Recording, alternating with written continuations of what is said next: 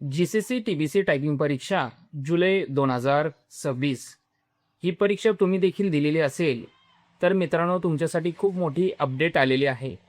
ही video शेवटपर्यंत पहा, कुठेही स्किप करू नका, कारण तीच अपडेट आपण या व्हिडिओमध्ये सांगितलेली आहे। नमस्कार विद्यार्थी मित्रांनो, पुन्हा एकदा तुमचं हार्दिक स्वागत आहे नवीन अशा व्हिडिओमध्ये।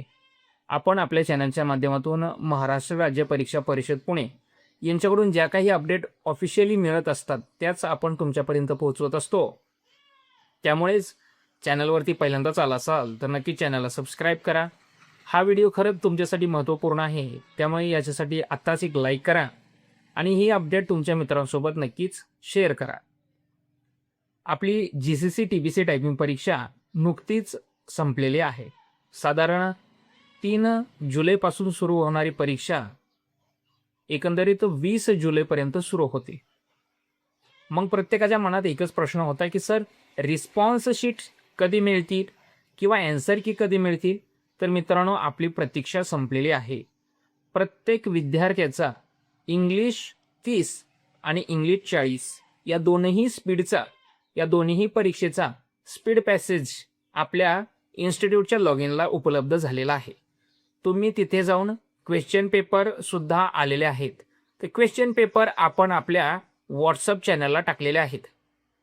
सर्वच्या सर्व क्वेश्चन पेपर म्हणजेच या परीक्षेला जेवढे काही स्पीड पॅसेज आले होते ते सर्वचे सर्व आपल्या व्हॉट्सअप चॅनलला अवेलेबल आहेत।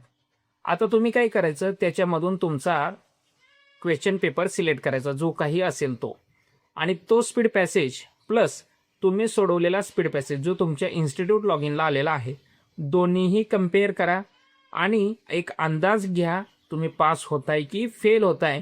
नक्कीच मला कमेंट बॉक्समध्ये सांगा। तुमच्या काहीही शंका असतील तर लगेच सांगा।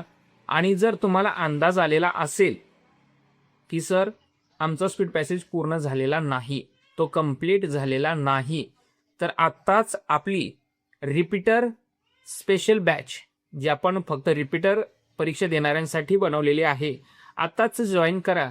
या बॅचची वैशिष्ट्ये काय, तर जवळपास आपण या बॅचला 1100 प्लस म्हणजे 1100 प्लस स्पीड पॅसेज अवेलेबल करून देत आहे। आणि पुढील 90 दिवसांचं एक क्रायटेरिया आहे।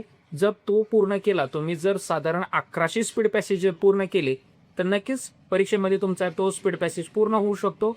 याची बॅच आता जॉईन करा। खाली जॉईन बटन आहे त्याच्यावरती क्लिक करा। तुमच्या काहीही शंका असतील, काहीही प्रश्न असतील तर नक्कीच कमेंट बॉक्समध्ये तुमचं हार्दिक स्वागत आहे। सध्या तरी आपण इथेच थांबूयात। धन्यवाद।